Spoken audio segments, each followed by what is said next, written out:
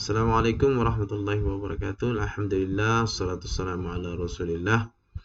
Berjumpa kembali bersama saya Sugiarto, merupakan salah seorang mahasiswa Universitas Muhammadiyah Makassar Pasca Sarjana Pendidikan Bahasa Indonesia.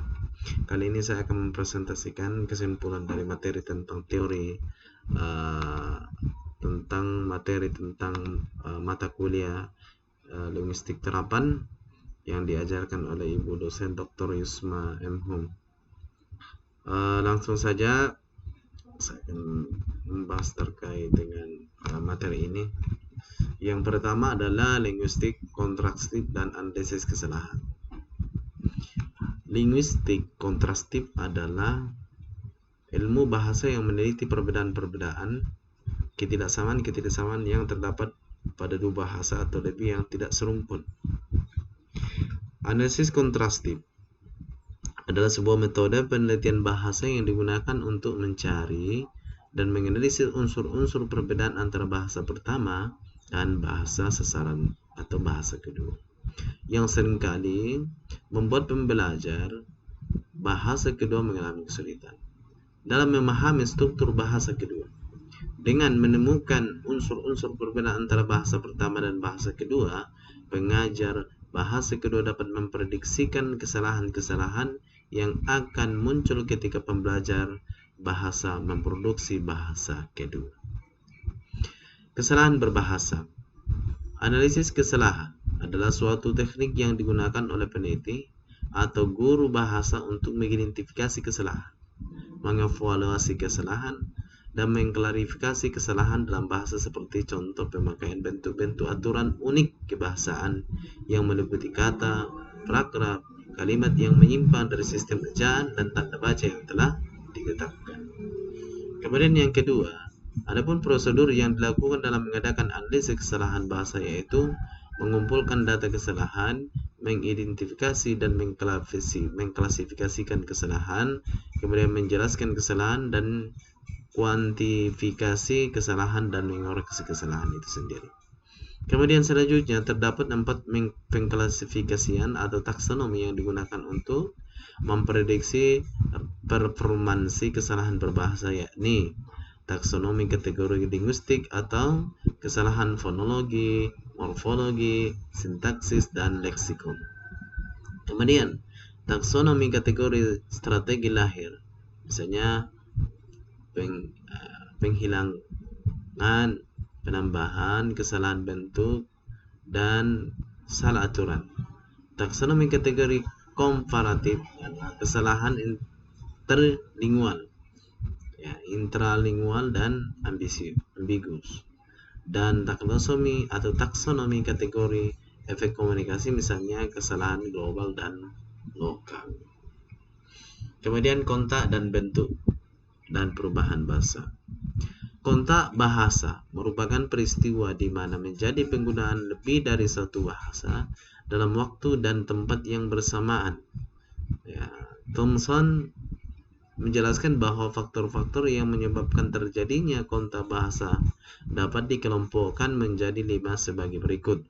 Yang pertama, adanya 2 kelompok yang berpindah ke daerah yang tak mempengaruhi atau berpenghuni, kemudian mereka bertemu di sana. Kemudian yang kedua, berpindah satu kelompok ke wilayah kelompok lain. Kemudian adanya praktek pertukaran buruh secara paksa. Kemudian adanya hubungan budaya yang sangat dekat antara sesama tetangga lama. Kemudian adanya pendidikan atau biasa disebut dengan kontak belajar. Chair dan Austina berpendapat bahwa peristiwa-peristiwa kebahasaan yang mungkin terjadi sebagai akibat adanya kontak bahasa adalah peristiwa bilingualisme, diagnosia, ahli kode, campur kode, interferensi dan integrasi, konvergensi, dan pergeseran bahasa. Kemudian perkamusan dan leksilogi. Perkamusan, jadi American Every Dictionary mengidentifikasi kamus sebagai buku yang berisi kata-kata dari sebuah bahasa. Biasanya disusun secara alfabetis, disertai keterangan dan artinya, ucapannya, ejaan, dan sebagainya. Berikut ini 5 syarat sebuah kata masuk ke KBBI yang resmi dinyatakan oleh Badan Bahasa, yaitu unik, eufonik, sesuai kaidah, kemudian tidak berkonotasi negatif, dan kerap dipakai. Ada beberapa jenis kamus, yaitu ditinjau dari bahasa yang digunakan kamus terbagi menjadi 3, yakni kamus eka bahasa, dwibahasa, dan multibahasa. Selanjutnya ditinjau dari cakupannya, kamus terbagi menjadi 2, yakni kamus umum dan kamus istilah. Lalu kemudian ditinjau dari ukurannya, kamus terbagi 2, yaitu kamus saku atau kantong dan kamus besar. Nah, sebab kata yang dicari tidak ada dalam KBBI, yaitu ejaan kata yang dimasukkan salah, kata yang dicari merupakan kata turunan, atau kata yang dicari baru dimasukkan dalam KBBI. Kata yang dicari memang belum atau tidak dimasukkan ke dalam KBBI karena berbagai sebab. Nah, leksikologi ialah bidang ilmu bahasa yang mempelajari atau menyelidiki kosakata yang menjadi landasan tertulis bagi leksikografi, atau yaitu ilmu yang menyusun kamus. Nah, Herdianto dalam Leksikologi, sebuah pengantar 2008, menjabarkan 4 fokus yang menjadi perhatian cabang leksikologi. Yang pertama, fakta bahwa setiap bahasa memiliki jumlah kata atau kosakata. Kemudian fakta bahwa kosakata atau leksikon merupakan daftar yang terbuka. Kemudian hubungan antara bentuk kata dan makna kata, serta fakta bahwa kata mempunyai sekian banyak segi dan yang dapat dianalisis, mulai dari segi fonetis, fonem, morfemis, hingga sintaksis. Hubungan kamus kosakata dengan leksikologi.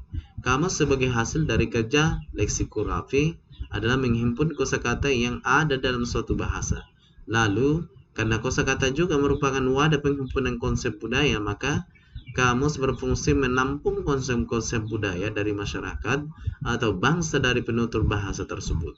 Selain itu, fungsi kamus juga memiliki fungsi-fungsi praksis, seperti sarana pengetahuan makna kata, sarana mengetahui lafal dan ejaan sebuah kata, sarana untuk mengetahui asal-usul kata, dan sarana untuk mengetahui berbagai informasi mengenai kata lainnya. Otonomi pembelajaran dalam pembelajaran bahasa. Yang pertama, bahwa dalam konteks pembelajaran, otonomi adalah kemampuan seseorang untuk bertanggung jawab atas pembelajaran sendiri. Nah, konsep ini diperkenalkan pada tahun 1970-an oleh Henry Holck sebagai kemampuan yang dapat mendukung keberhasilan pembelajaran. Belajar bahasa pada hakikatnya adalah belajar komunikasi. Oleh karena itu, pembelajaran bahasa diarahkan untuk meningkatkan kemampuan belajar dalam berkomunikasi, baik lisan maupun tertulis. Ya. Hal ini relevan dengan kurikulum 2004 yang kompetensi pembelajarannya diarahkan ke dalam 4 sub-aspek, yang itu membaca, berbicara, menyimak, dan mendengarkan. Sedangkan tujuan pembelajaran bahasa menurut Basiran 99 adalah keterampilan berkomunikasi dalam berbagai konteks komunikasi. Kemampuan yang dikembangkan adalah daya tangkap, makna, peran, daya tafsir, menilai, dan mengekspresikan diri dengan berbahasa. Kesemuanya itu dikelompokkan menjadi kebahasaan, pemahaman, dan penggunaan. Untuk mencapai tujuan di atas, pembelajaran bahasa harus mengetahui prinsip-prinsip pembelajar atau belajar bahasa yang kemudian diwujudkan dalam kegiatan pembelajaran. Prinsip-prinsip belajar bahasa dapat disarikan sebagai berikut. Pembelajaran akan belajar bahasa dengan baik bila yang pertama diperlukan sebagai individu, diperlakukan sebagai individu yang memiliki kebutuhan dan minat. Kemudian diberi kesempatan berpartisipasi dalam penggunaan bahasa secara komunikatif dalam berbagai macam aktivitas. Kemudian bila ia secara sengaja memfokuskan pembelajarannya kepada bentuk, keterampilan, dan strategi untuk mendukung proses pemulihan bahasa, kemudian ia disegerakan atau disebarkan dalam tata sosiokultural dan pengalaman langsung dan budaya menjadi bagian dari bahasa syarat. Kemudian jika menyadari akan peran dan hakikat bahasa dan budaya, jika diberi umpan balik yang tepat menyangkut kemajuan mereka, dan jika diberi kesempatan untuk mengatur pembelajaran mereka sendiri. Ini merupakan pendapat dari Aminuddin tahun 1994. Kemudian aksara. Pengertian aksara, aksara atau sistem penulisan adalah suatu sistem simbol visual yang tertera pada kertas maupun media lainnya, misalnya batu, kayu, dan kain, untuk mengungkapkan unsur-unsur ekspresif dalam suatu bahasa. Aksara menurut KBBI, aksa dan ra, sistem tanda garis yang digunakan manusia untuk berkomunikasi dan sedikit banyak mewakili ujar. Kemudian aksara Nusantara adalah berbagai macam aksara maupun tulisan yang berfungsi sebagai sarana komunikasi maupun pendokumentasian yang diterapkan di wilayah lokal Nusantara. Misalnya jenis aksara seperti aksara Lampung, ya, kemudian aksara Bugis, kemudian aksara Jawa. Nah, itulah beberapa aksara yang bisa saya sampaikan pada kesempatan kali ini. Tentu ini adalah sangat bermanfaat buat kami semua, khususnya diri saya pribadi terkait dengan materi linguistik terapan ini.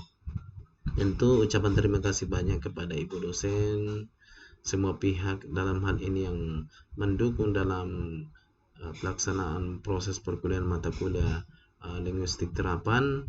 Mudah-mudahan Lela dan Leti, Ibu dosen serta teman-teman semua dalam berbagai informasi, berbagai ilmu dalam mendukung proses belajar ini diterima di sisi Allah Subhanahu wa taala.